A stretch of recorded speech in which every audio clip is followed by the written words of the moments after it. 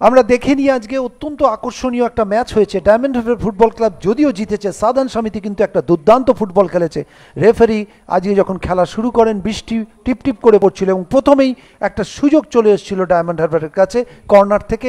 সেই কর্নার থেকে নরহরির হেড, সেক্ষেত্রে বল ক্রস পিসে লেগে মাঠের বাইরে চলে যায়। এরপর রামকৃষ্ণ দুর্দান্ত একটা সেভ করেন, রবিলালের শট দারুণভাবে ক্যাচ করেন রামকৃষ্ণ দেবনাথ।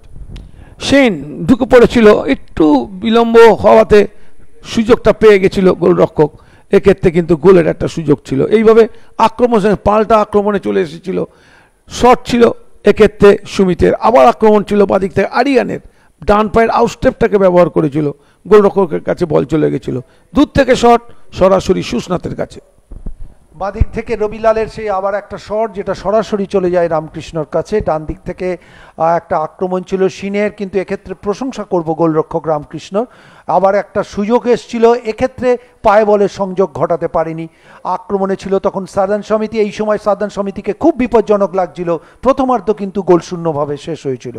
দ্বিতীয়ার্ধে কিন্তু চমৎকার একটা গোল করে দেয় নরহরি শ্রেষ্ঠা ফ্রিকিক থেকে, ওখানে সিনের ফ্রিকিক থেকে কিন্তু দারুণভাবে কিন্তু ফার পোস্টে বলটা রাখে এবং এটাই ম্যাচের টার্নিং পয়েন্ট। তারপর একটা ক্রস পিসে লেগে কিন্তু একটা বল ফেরত চলে আসে। এই গোলটা হলে কিন্তু খেলার চালচিত্র হয়তো বদলে যেতে পারত। এবং তারপর একটা দারুণ শট ছিল যেটা কিন্তু ফার পোস্ট দিয়ে চলে যায় সতীশের, এবং এটা একটা সুযোগ, গিরিকের কাছেও কিন্তু অনেক সুযোগ ছিল, গিরিক কিন্তু এক্ষেত্রে সেভ করে রামকৃষ্ণ। এবার সেই গোলটা যেখান থেকে গিরিকে শট গোলের মধ্যে ঢুকে যায়, আপ্রাণ চেষ্টা করেছিলেন কার্তিক কিন্তু পারেননি। এই হচ্ছে আজকের খেলার মোট সবচেয়ে ছবি এবং এইটাই হচ্ছে আজকের ম্যাচের হাইলাইট, যেখানে 2 গোলে জিতে যায় ডায়মন্ড হারবার ফুটবল ক্লাব।